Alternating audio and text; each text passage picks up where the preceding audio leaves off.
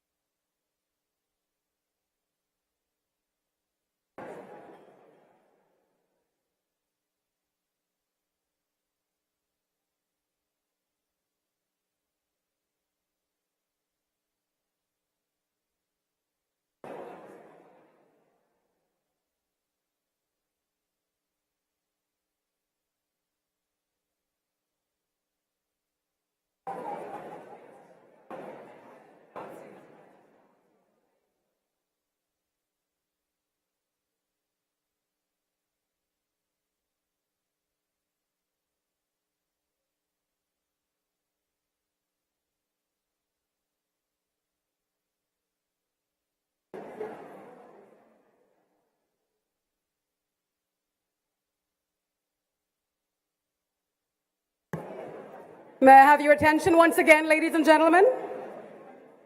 All distinguished heads of delegations who may still be on the main floor, please join your colleague heads on my right. And ladies and gentlemen, please begin taking your seats. We're about to begin in a few minutes. Please begin taking your seats. We will be beginning in a few minutes. Thank you very much.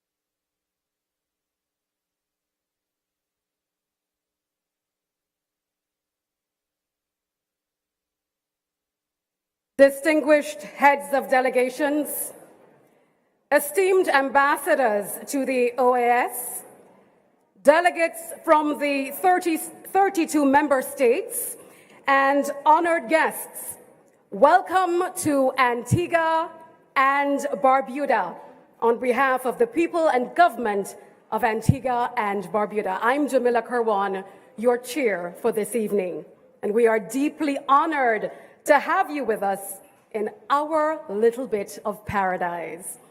Even though you've left your homes, you have come to another home in the Americas. So our house is your house. And I just learned this evening. Nuestra casa es su casa. Did I do that well? Thank you. As you entered the auditorium, you were serenaded by the vibrant rhythms of the Hell's Gate Steel Orchestra.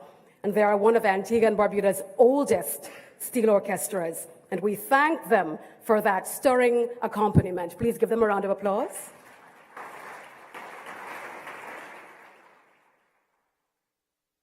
I now invite the heads of delegations of the member states to take their places at the conference table in the order of the Spanish alphabet. And we begin with Antigua and Barbuda.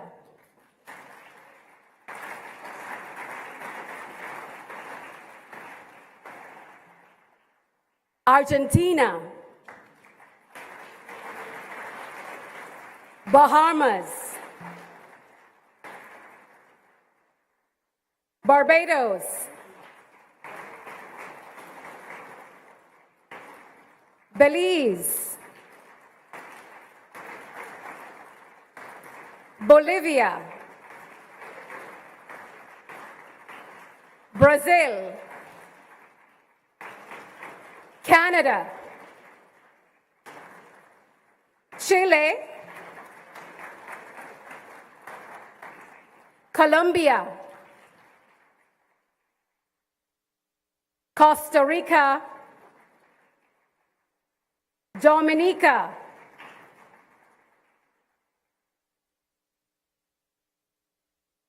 Ecuador.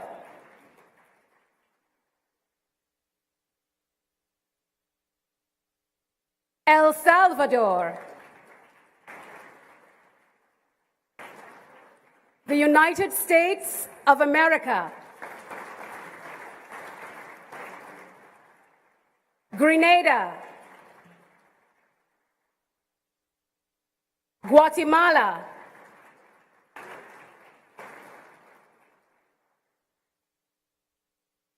Guyana.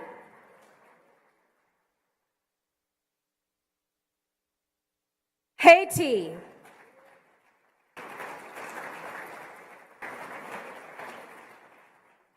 Honduras.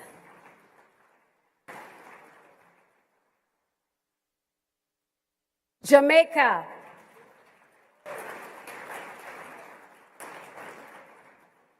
Mexico. Panama.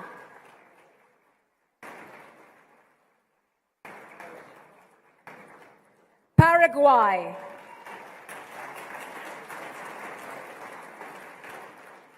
Peru.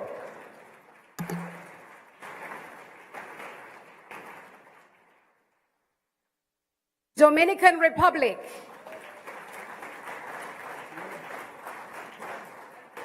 St. Kitts and Nevis. St. Lucia. St. Vincent and the Grenadines.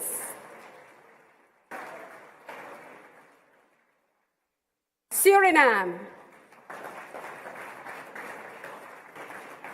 Trinidad and Tobago.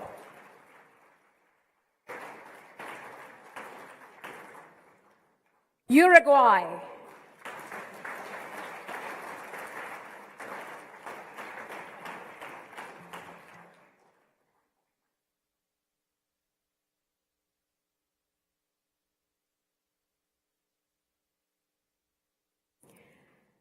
And now we welcome to the stage the principal participants in this evening's opening ceremony. Please welcome His Excellency, Mr. Nestor Mendez, Assistant Secretary General of the OAS.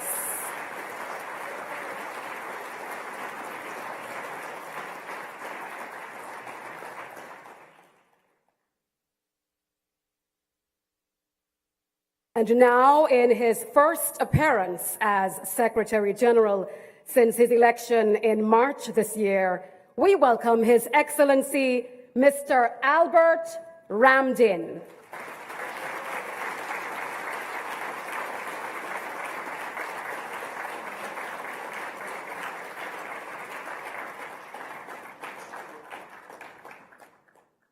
Ladies and gentlemen, please welcome the Prime Minister of Antigua and Barbuda, the host government of this General Assembly, the Honorable Mr. Gaston Brown.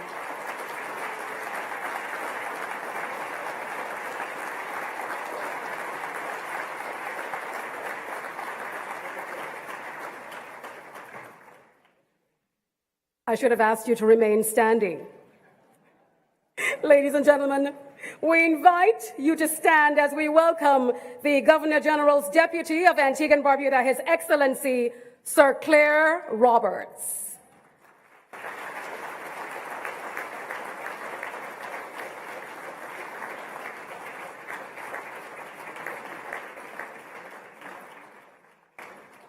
Please remain standing.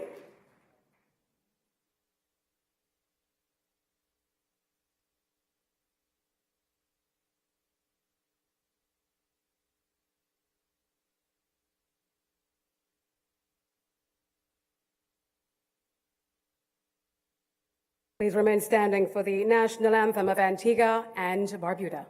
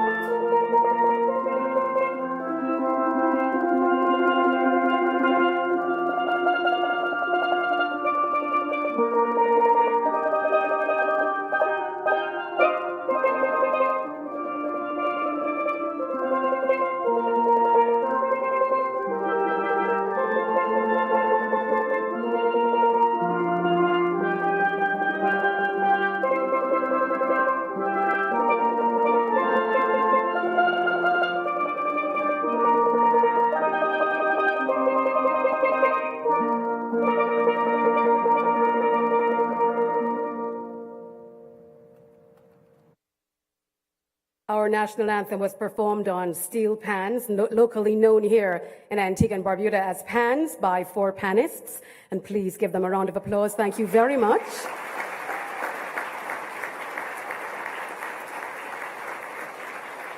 And as our panists leave, please take your seat. Ladies and gentlemen, before we proceed to the essential addresses that will frame the essence of this assembly, we wish to share a taste of Antiguan and Barbudan culture with you. It's called A Taste of Antigua, just a little taste. And it's a cultural dance and vocal presentation that showcases our rich heritage, rhythms, and traditions, celebrating African, British, and Caribbean influences through colorful costumes and lively movements. This performance reflects the joyous spirit of our people and offers a momentary journey into the heartbeat of Antigua and Barbuda. Please relax and enjoy glimpses of our culture presented by the elite dancers, accompanied by Claudette C.P. Peters and Mr. Lincoln Blade Stanislaus.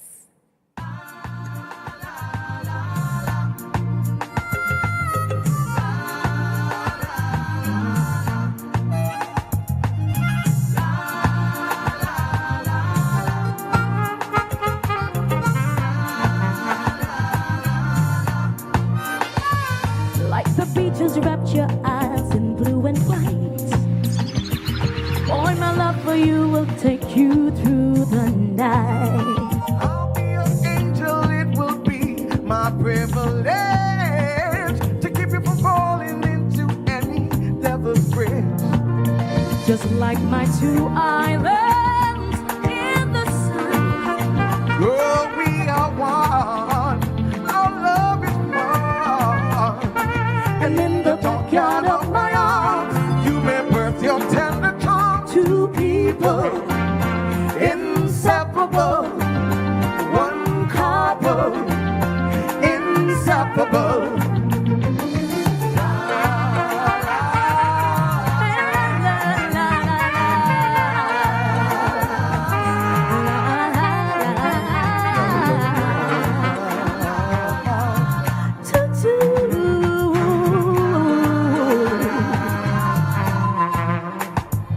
I see springs in the mountain feeding pineapple sucklings as the Atlantic and Caribbean oceans blend.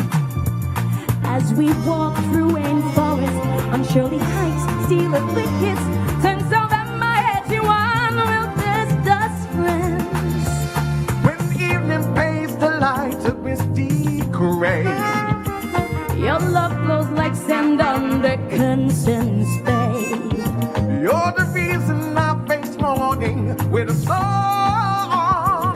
Like a pepper pot I'm boiling all day long. Like that my two islands in the sun. Oh, we are one. Our love is fun. And in the backyard of my arms, you may birth your tender charm. Two people Inseparable, one couple, inseparable.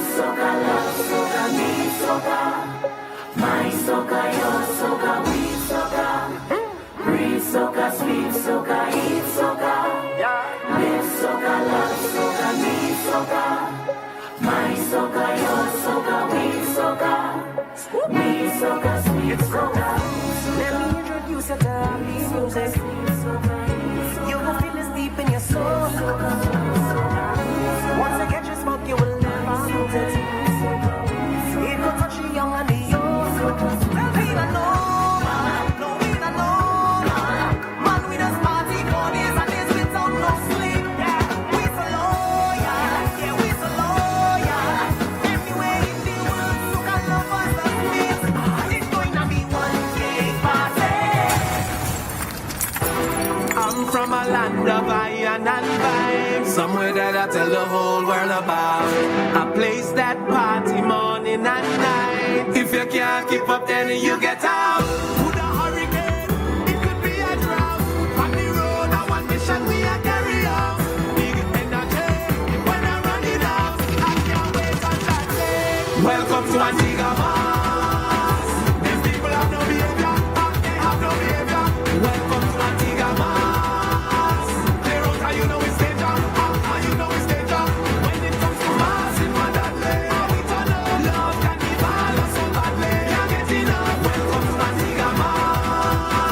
These people have no behavior, they have no behavior.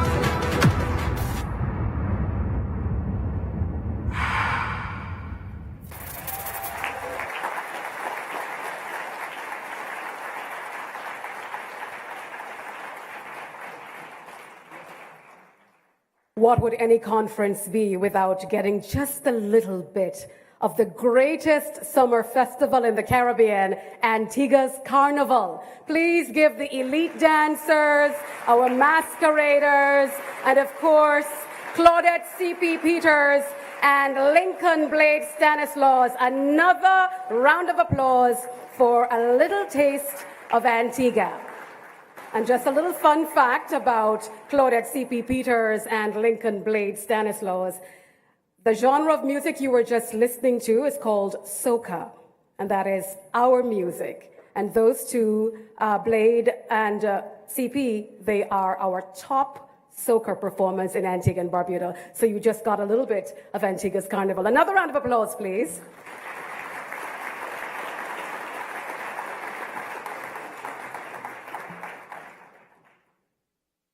And now we get back to the seriousness of it all. Distinguished heads of delegation, esteemed delegates, and honored guests, we now welcome His Excellency, Mr. Albert Ramdin, to make his inaugural address to an OAS General Assembly as Secretary General.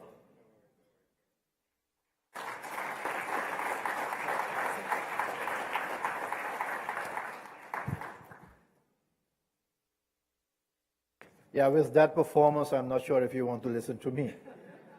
But I'm very pleased to be here. Let me recognize Sir Claire Roberts. Good to see you, Governor General Deputy and spouse. The Honorable Gaston Brown, Prime Minister of Antigua and Barbuda. Members of the Cabinet of Antigua and Barbuda. Distinguished members,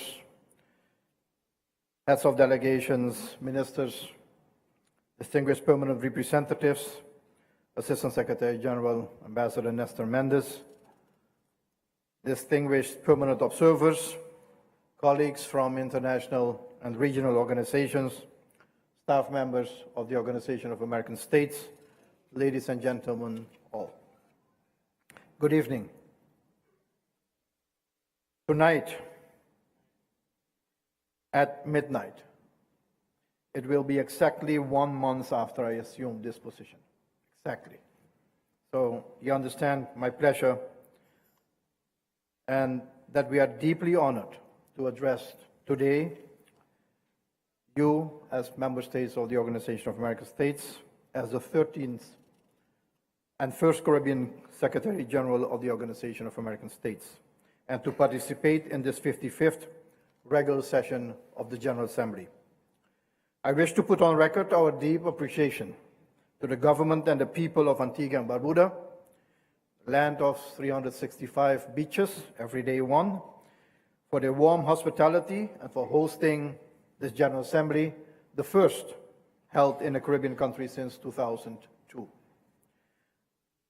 By convening us here, Antigua and Barbuda reaffirms their national commitment to the principles and the goals of the Organization of American States, and reminds us as well of the key role every member state must play in advancing our shared goals and common priorities.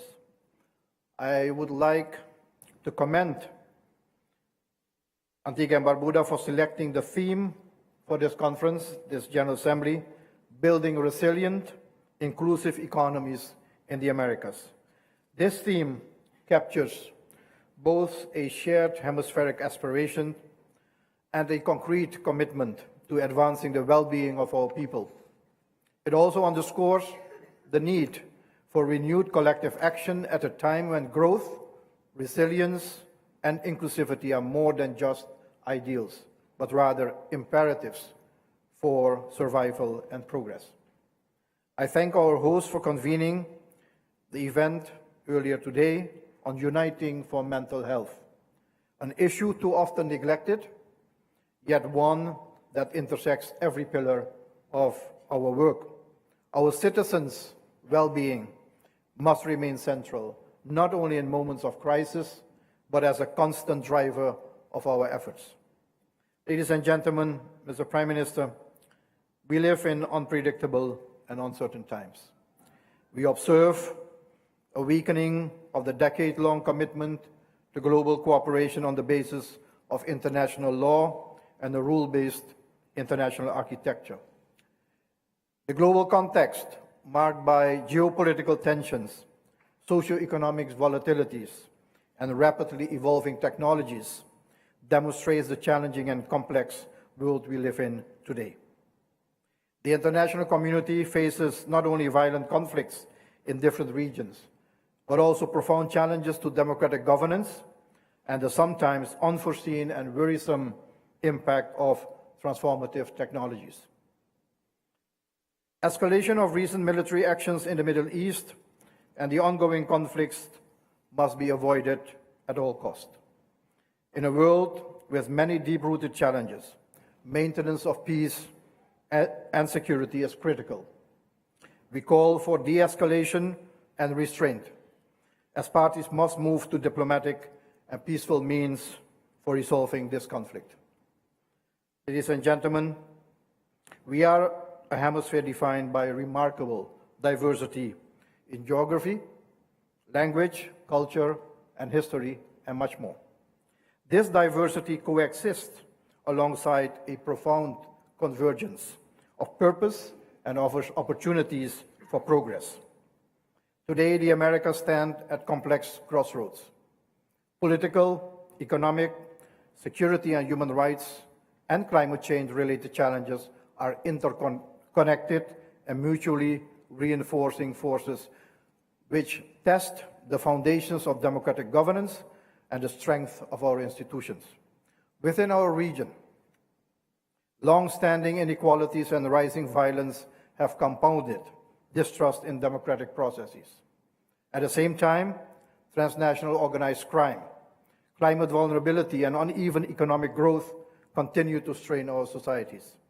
Respect for and adherence to democratic principles, rule of law, and human rights, accompanied by sound financial and economic policies, must be demonstrated in furtherance of building a just and fair, a peaceful, prosperous, and equitable society for all.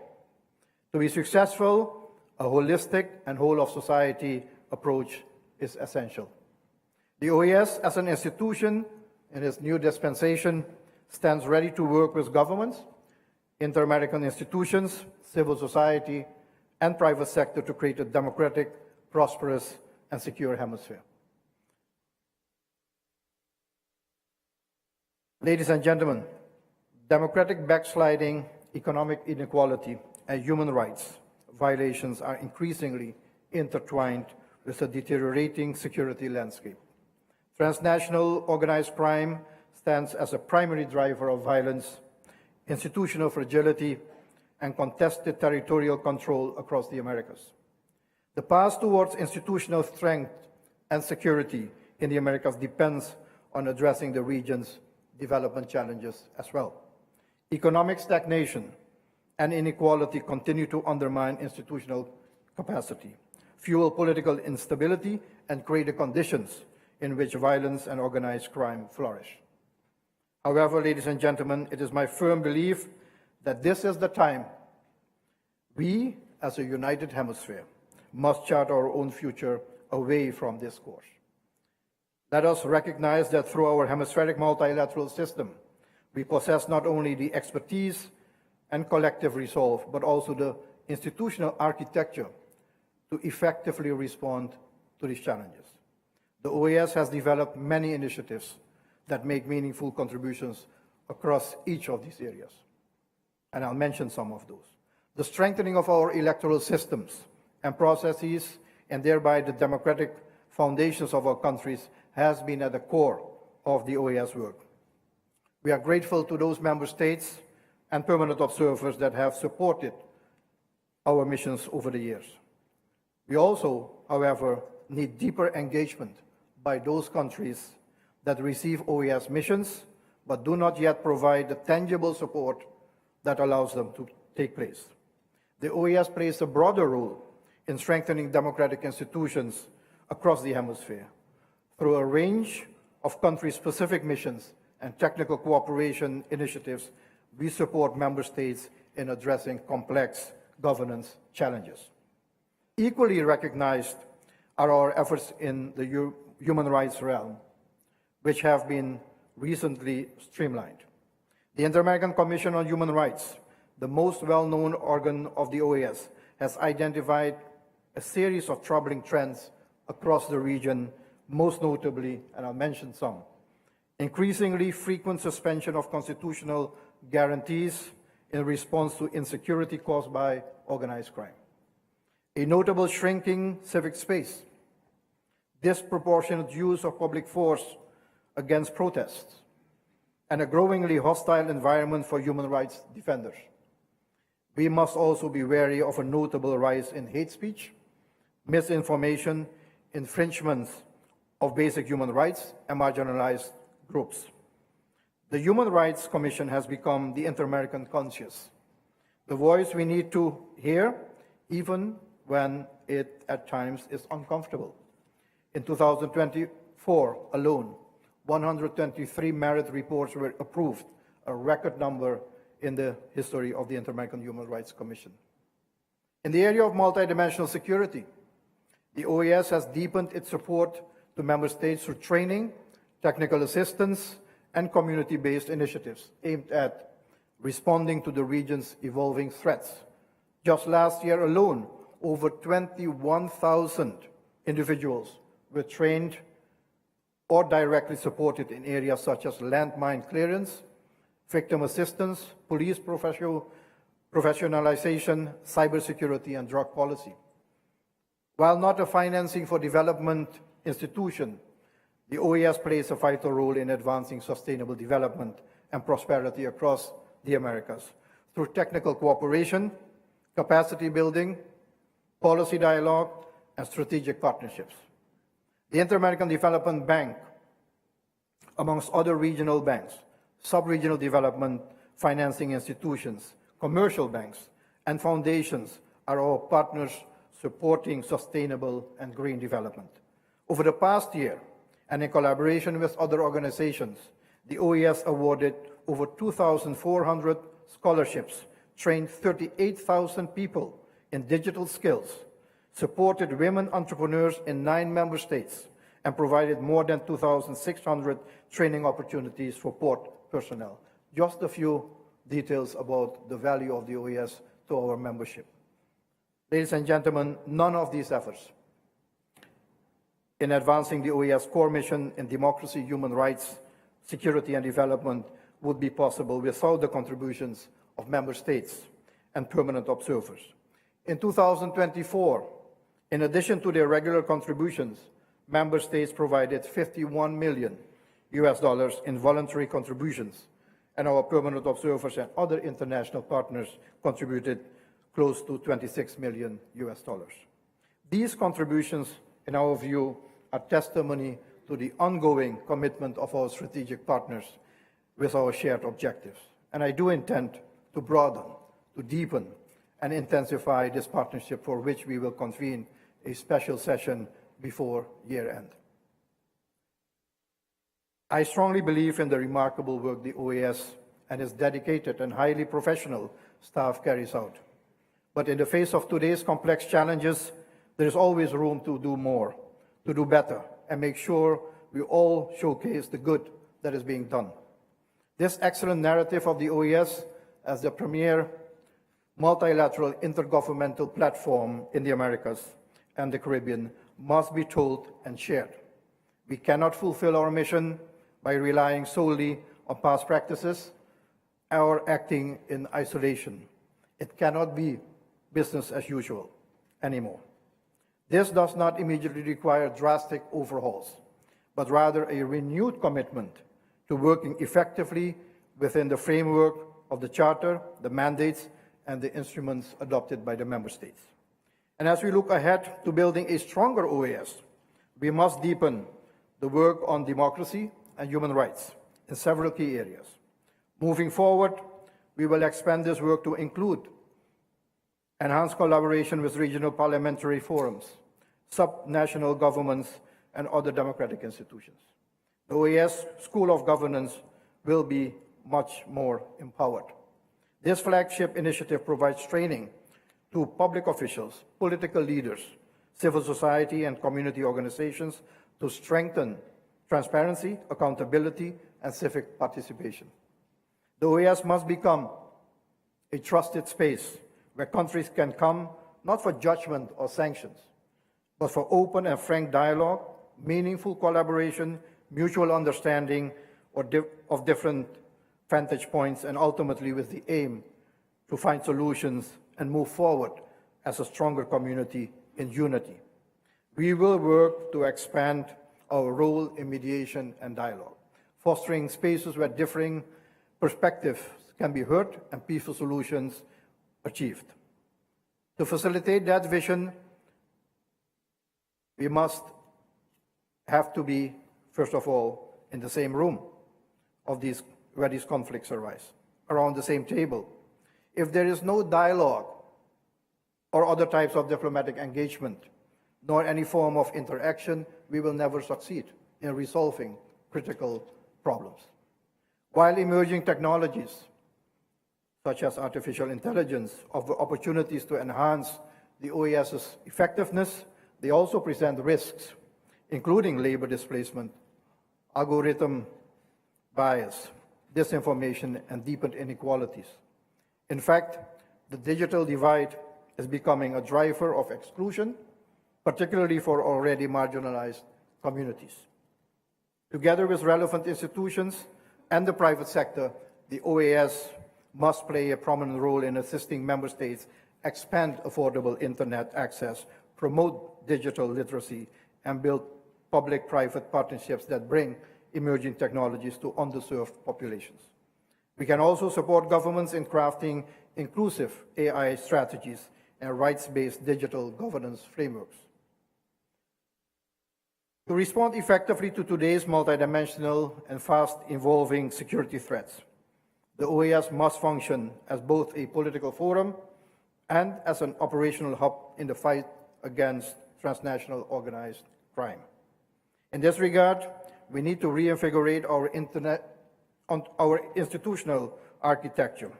It is crucial that we reassess, optimize, and streamline the programs and make use of mechanisms already in place. The recently adopted Central American and Dominican Republic Firearms Roadmap provides a model for aligning national priorities and enhancing cross-border collaboration, and should expand to deepen sub-regional coordination. To drive economic growth that is inclusive, sustainable, and resilient, we must prioritize expanding trade and investment among ourselves, strengthening small and medium-sized enterprises, competitiveness, and advancing coordinated action on climate and energy.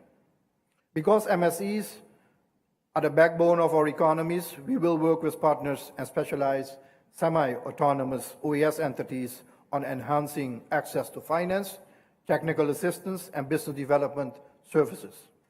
Intra-regional trade and connectivity will be stimulated through supporting local businesses with tools and training to meet international standards. With regard to climate and energy, we will mobilize access to green financing mechanisms, promote early warning systems and climate-smart agriculture, and invest in disaster preparedness to strengthen resilience and protect ecosystems and food security. We must make good use of the proposals made in this regard, such as the Bridgetown Initiative. Regional strategies for sustainable energy integration and a just transition will be key to delivering long-term impact. Ladies and gentlemen, the task before us is immense, and these goals will not be achieved overnight. What matters most is that we acknowledge our realities and set our sights on the future based on a common agenda. In order to achieve this revitalized vision, we are advancing a comprehensive approach grounded in mutually reinforcing strategies. First, we are strengthening partnerships with multilateral institutions, regional organizations, the private sector, and civil society to build collective capacities. Second, we are modernizing the organization from within, streamlining operations, improving coordination and communication, and reinforcing financial sustainability. Third, we are enhancing our media outreach, ensuring that the people of the Americas are aware of the good that is and can be done by the Organization of American States. This will include more frequent engagement with the media, schools, universities, and communities and other relevant stakeholders in the societies of the Americas. In this modernization and change agenda, the OAS does not stand alone, and we do not want and cannot stand alone. We need the support of member states to increase the efficiency of the political functions of the organization. We need to mobilize more technical and financial resources, and we need to align mandates with our inter-American partners. Building resilience across the Americas requires collective resolve and coordinated action. This is why we are relaunching strategic partnerships and institutional dialogue across the broader inter-American system, including regional development banks, permanent observers, the private sector, and civil society. This collaborative approach seeks to turn shared challenges into lasting economic growth and inclusive progress, fully aligned with the theme of the 55th OAS General Assembly. In this spirit, I must inform you that I met twice since my election on the 10th of March with the heads of the IDB, the Pan American Health Organization, and IICA to identify areas of synergy and agree to develop a joint agenda for the future of the Americas, a framework to guide and align our efforts moving forward. In the future, we will also advance an active agenda to deepen collaboration with other key sub-regional organizations. We will also promote people-to-people connections, including language and cultural exchanges, to foster greater cooperation and understanding and unity throughout the region. Our own museum and library are underutilized tools in our closet. Meaningful engagement also entails, ladies and gentlemen, deepening our relations with organizations and individuals that reflect the rich diversity of our hemisphere, including indigenous peoples, peoples of African descent, LGBTI+ communities, youth, and migrants, to ensure their voices are not only heard, but meaningfully shape our hemispheric agenda. At the same time, advancing gender equality must remain a cross-cutting priority, not just a moral imperative, but a practical solution to the region's most pressing needs. Women are central to the strength, resilience, and future of our countries. We are launching a renewed partnership with the private sector across the Americas.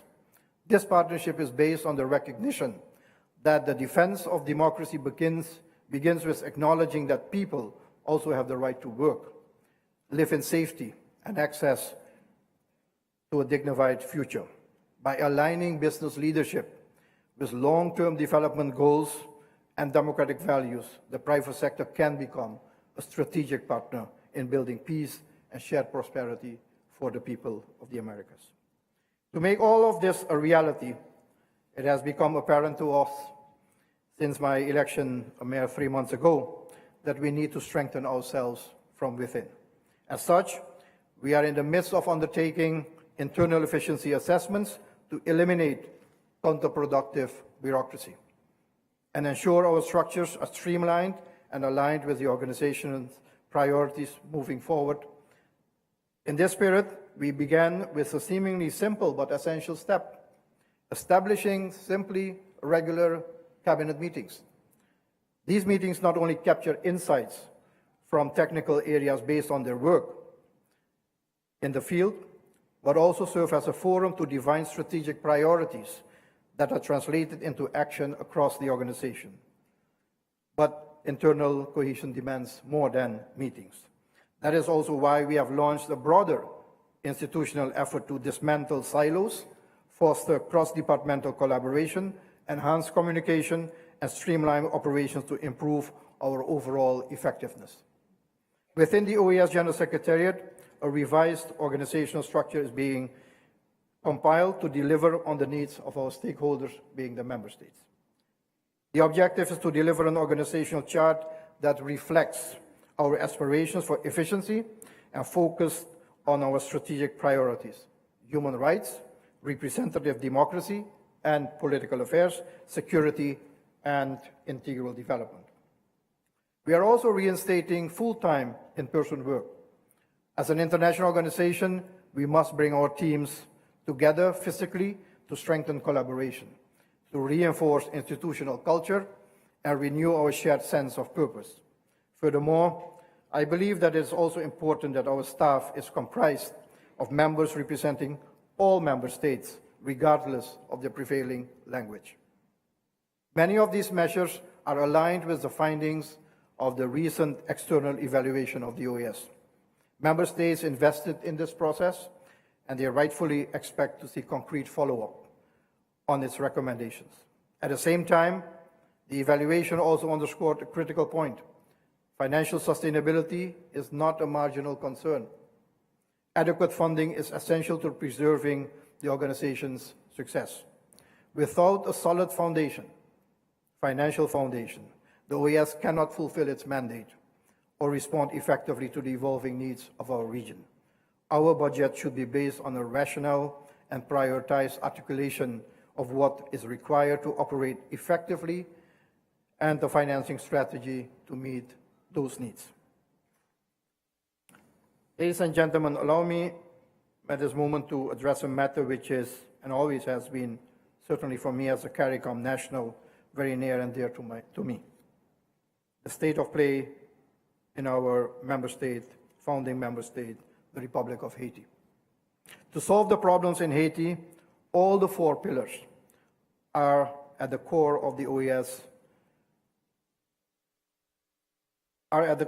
OAS work in the coming months. Over the past months, we have intensified our consultations with a broad range of stakeholders, most notably the United Nations, partners of the Inter-American System, representatives of the CARICOM Eminent Persons Group, and members of the Transitional Presidential Council, amongst others, to help identify realistic pathways towards stability and development in Haiti. Haiti's crisis demands a holistic and comprehensive response. We are working hard with the team to develop a sequenced, multidimensional roadmap structured in critical segments and components: security in its different manifestations, humanitarian assistance, political consensus building towards a future political and economic agenda, the holding of elections, and intensifying economic development efforts. Those are the 5 pillars in this roadmap which we will develop. Ultimately, the objective is to assist, under Haitian leadership, a prospect of long-term stability and effective governance. Haiti's path forward, ladies and gentlemen, depends on political renewal, mitigating security, and economic stabilization. At the heart of this roadmap lies coordination and finance. Within its remit and the Charter provisions, the OAS, together with global and regional partners, is prepared to play a constructive role in facilitating the required coordination. This year, the Summit of the Americas will be convened, and I wish to make use of this moment to commend the leadership of the Dominican Republic, particularly President Luis Abinader and Minister Roberto Alvarez, for hosting the upcoming summit in Punta Cana. The theme of this summit, Building a Secure and Sustainable Hemisphere, with shared prosperity, along with its focus on citizen, energy, food, and water security, could not be more timely. It reinforces the vision we have advanced across every area of our agenda. This summit must be embraced, in our view, as a pivotal moment to relaunch our shared hemispheric agenda toward a more united, responsive, forward-looking, and integrated security and development strategy for the Americas. So, ladies and gentlemen, in closing, I want to reiterate that the task before us is immense. Yet, so is the strength of this inter-American community when we act with unity and resolve. The conversations we have begun here are not merely institutional, they are generational. We must be clear-eyed about the road ahead. Political polarization, transnational organized crime, inequality, and climate disruption will continue to test the resilience of our societies and the legitimacy of our institutions. But we must also be confident. These challenges can be overcome with determination, collaboration, and a renewed sense of shared responsibility. The vision which we aspire to is one of ambition, of renewal, and of delivery. That vision is reflected in the actions we are already taking to modernize the OAS, to strengthen internal coordination, to deepen strategic partnerships, and to ensure greater financial sustainability. They are essential steps towards creating a more effective, credible, and responsive organization. In that spirit, I call on all member states to fully support the modernization and change agenda, and to take an active role in building the future of this organization. We are a community with a shared future and a shared responsibility to shape it. Our citizens are counting on us to lead with conviction and with results. So, ladies and gentlemen, let us leave this General Assembly, this 55th General Assembly in Antigua and Barbuda, with a renewed purpose and remain a hemisphere in peace. Therefore, I wish all of us a very productive, constructive, forward-looking General Assembly. I thank you very much.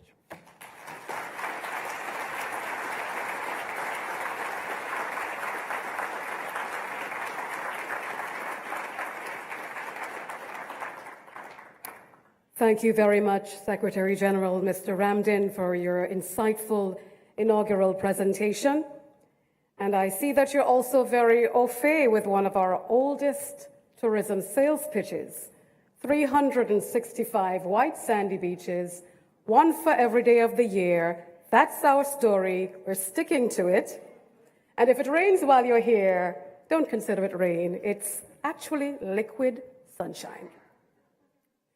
The holding of this General Assembly in Antigua and Barbuda was the brainchild of our Prime Minister, the Honorable Gaston Brown. And we are delighted that he has joined us this evening to deliver the feature address, formally opening the General Assembly. I now invite the Honorable Prime Minister to address us, Prime Minister Gaston Brown.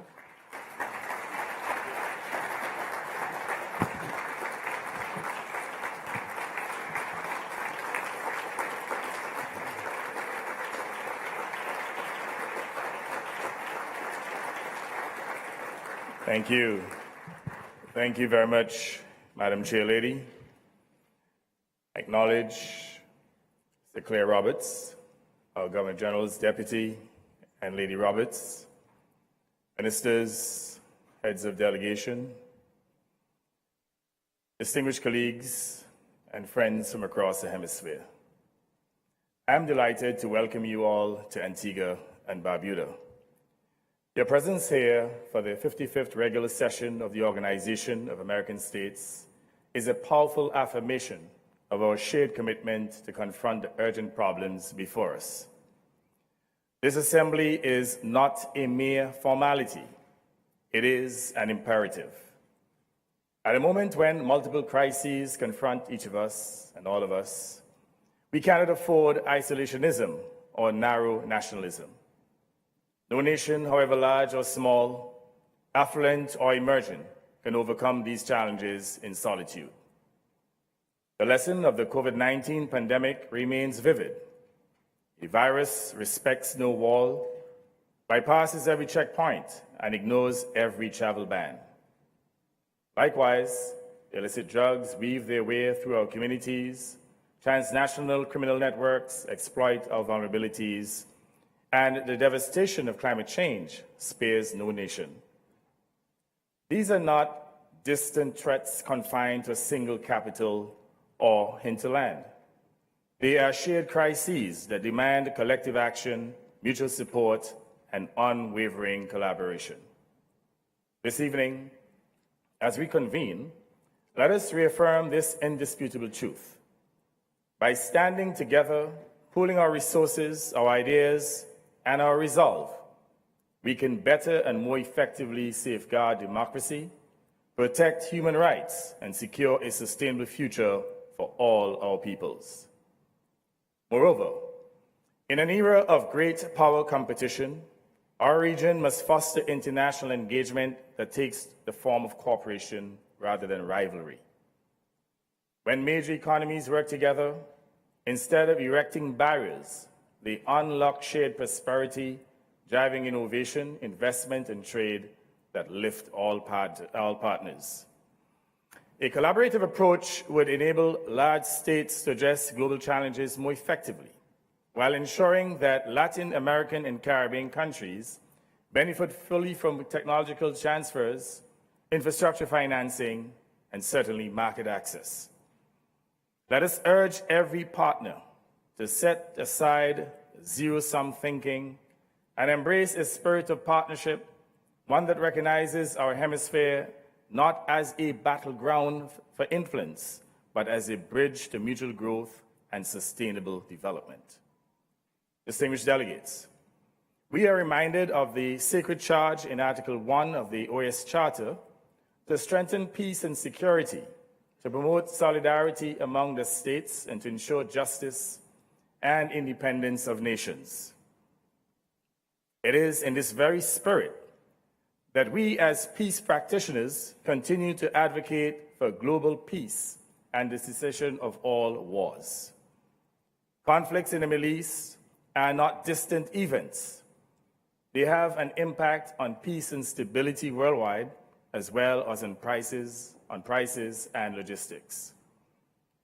We are all adversely affected by them, with a disproportionate impact on small, vulnerable states like Antigua and Barbuda. In this context, we must all echo the call for an immediate ceasefire in all theaters, as urged by President Donald Trump and the United Nations Secretary General Antonio Guterres. When such leading voices converge for peace, how can we remain silent in the face of suffering? Equally, in the interest of all humanity, we must insist that the Treaty on Non-Proliferation of Nuclear Weapons be fully respected as a cornerstone of international peace and security. And there must be continuous verification by the International Atomic Energy Agency with full access by its inspectors. Terrorism in all its forms must end and peace must prevail. My dear friends, we confront equally urgent challenges closer to home. The most urgent is climate change. Small island developing states, despite negligible contributions to global emissions, bear disproportionate costs from rising seas, stronger storms, coastal erosion, and ecological disruption. Climate change is the existential crisis at our doorstep. From rising sea levels to intensifying storms, every facet of life in the Americas is under assault. You have all had an opportunity to see the attractiveness of Antigua, our white sand beaches, our alluring turquoise waters, our radiant sunshine, and our friendly people. Hopefully, you have also witnessed our development and infrastructure, our modern airport, our burgeoning housing, and our thriving commercial sector, understanding how we have built a welcoming home for tourists, a stable democracy for our citizens, and a people who contribute meaningfully to human society and the global community. Now, imagine returning here after decades of unchecked global warming, only to find the island unrecognizable, its charm and quality washed away, or worse, sunk beneath the sea. Just imagine. That is a stark reality we face if climate change continues at its galloping pace. This is why we are fighting climate change unrelentingly. And for us, climate change is real. We are fighting for our homeland, for our civilization, for our very soul. Because we are small, we may be the first victims of this crisis, but our fate will be a harbinger of devastation that will visit every nation in the Americas in its own measure. That is why we all have an obligation to our future generations to act now, to slash greenhouse gas emissions, to invest massively in renewable energy and resilient infrastructure, and to insist that the world's largest emitters provide the compensatory finance and technology we need. Only by doing so, we can ensure that with future visits to these shores, you return not to ruins, but to the same beauty, prosperity, and boundless hope you experience today. Member states of the OAS, acting together, can urgently forge a unified political response to this environmental crisis. I urge you to do so and to do so now. As climate threatens our shores, mental health also now imperils our societies. Antigua and Barbuda was proud to lead the drafting and negotiation of the resolution on addressing the critical mental health crisis in the Americas, which this Assembly will consider for adoption. We believe its passage is vital for every society and economy across our hemisphere. Why? Because mental illness is no abstraction. It drives untold human suffering and exacts a profound economic toll. Every day, more than 10 adolescents die by suicide, and 16 million young people live with mental disorders, costing our economies over $30 billion annually in lost productivity and social services. PAHO data indicate that roughly 47.2% of adults with mental health disorders in North America receive no adequate care. Now, interestingly, that figure jumps to a staggering 77.9% in Latin America and the Caribbean. These numbers should alarm us all. This resolution before the General Assembly affirms that mental health is as essential as physical health, and that by investing 5% of our health budgets in mental health services, we can avert far greater costs in human lives and economic loss. By adopting this resolution, we signal that no longer will mental health sufferers dwell in the shadows.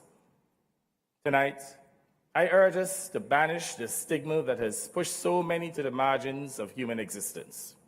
Instead, let us make achieving mental health a cornerstone of human progress in our societies.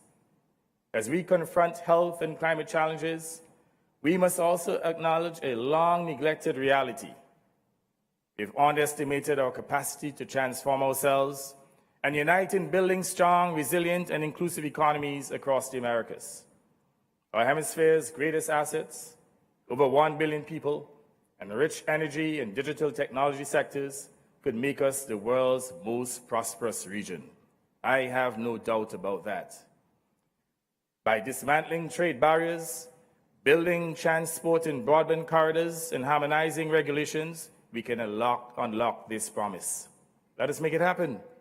The OAS, uniquely empowered to convene governments, business, labor, and civil society, should launch a Bridge to Prosperity initiative to forge infrastructure and partnerships that unlock our shared potential.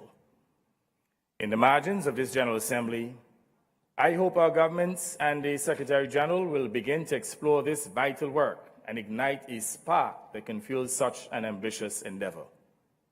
At the same time, we cannot ignore the scourge of transnational organized crime. Secretary General spoke to this issue extensively. Throughout our hemisphere, Criminal networks trafficking drugs, weapons, and human beings, undermining governance and stifling development. In Haiti, gang alliances now control over 85% of Port-au-Prince, displacing more than 1 million people and driving a humanitarian catastrophe. Compounding this crisis is the unchecked flow of firearms from manufacturing centers in our hemisphere, which feeds violence and crime across our cities and rural communities. When guns cross borders without adequate controls, homicides spikes law enforcement resources strained and are unable to keep pace, and entire neighborhoods are emptied of hope.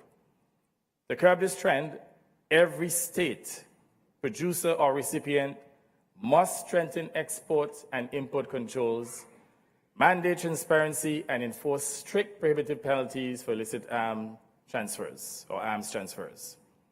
Neglecting this responsibility means tolerating bloodshed, eroding public trust in institutions, and promising our ability to foster safe and prosperous, and compromising our ability to foster safe and prosperous societies. Likewise, irregular migration and refugee flows exert further strain on our societies. Crises have prompted thousands to seek refuge across borders, overwhelming host countries' capacities, promoting anti-immigrant sentiments, and testing our collective solidarity. This is why our policies must protect human dignity and foster durable solutions. In this connection, regional coordination on migration and asylum is essential if we are to uphold the value of solidarity and the pillar of human rights that define the Organization of American States, OAS. At the same time, democracy faces fresh assaults across the hemisphere. We are witnessing a troubling retreat from multilateralism, a growing disdain for rule-based order, and the rise of tyrannical forces that threaten to corrode the institutions we hold dear. Disinformation spreads rapidly on digital platforms, promoting divisions and eroding public trust. Now is the time to reaffirm our defense of democratic principles, to combat hate speech, and to stand united against any attempt to disregard the rule of law. In this fractured environment, the Organization of American States remains indispensable. Without this institution, we would lose the only hemispheric forum where democracies convene to defend human rights, consolidate peace, advance development, and pursue shared prosperity. We would be poorer for the absence of dialogue, collaboration, and mutual respect. Yet, we must also recognize that the OAS's history includes both missteps and achievements, moments of paralysis and moments of bold action. Drawing on the past errors and successes with equal candor, we must summon the will to abandon harmful practices, replicate proven strategies, and chart a course befitting these challenging times. We have unanimously elected Secretary General Albert Ramdin, the first national of a CARICOM country, to head our organization.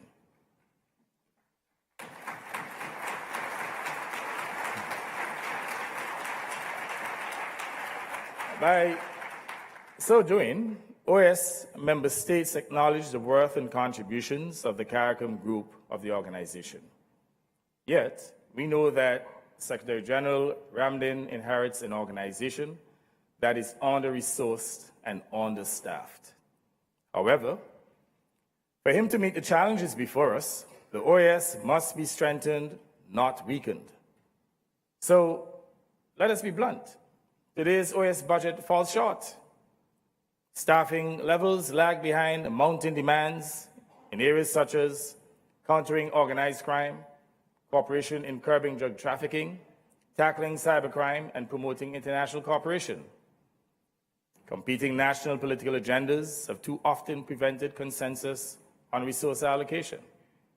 We call on all member states to honor their commitments promptly and to empower the OAS Secretariat to respond rapidly to crises, from democratic backsliding to protecting the human rights of every citizen in our hemisphere. Antigua and Barbuda hosts this 55th regular session because we believe in the US's potential as our region's convening force.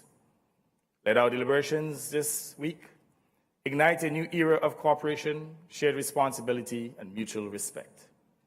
Let us confront organized crime not through isolation, but through collective resolve and partnership.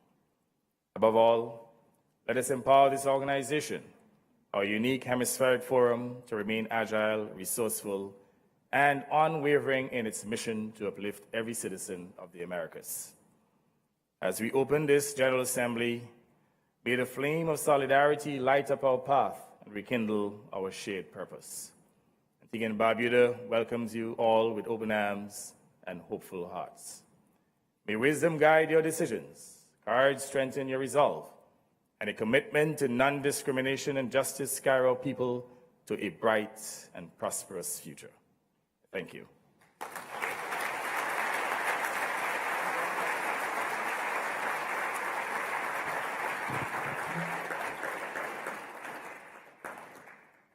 Thank you very much, Prime Minister, for your inspiring and insightful remarks, which have provided this Assembly with a valuable perspective on the future of the people of the Americas. And before we close, I just felt the need to acknowledge several students from across Antigua and Barbuda. We'd like to commend the Ministry of Foreign Affairs for welcoming our young people to a forum such as this. Please stand.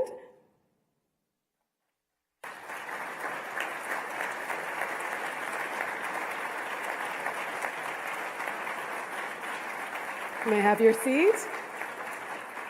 If the children are the future, then it starts at this level. Thank you so much for joining us today. And ladies and gentlemen, I now have the great pleasure of bringing these formal proceedings to a close. On behalf of the people and government of Antigua and Barbuda, I invite you to join us at a reception on the lawns outside this building. So thank you all very much for your presence, your attention, and your commitment to our shared endeavors in the Americas. Have a good evening. I'm Jamila Kirwan.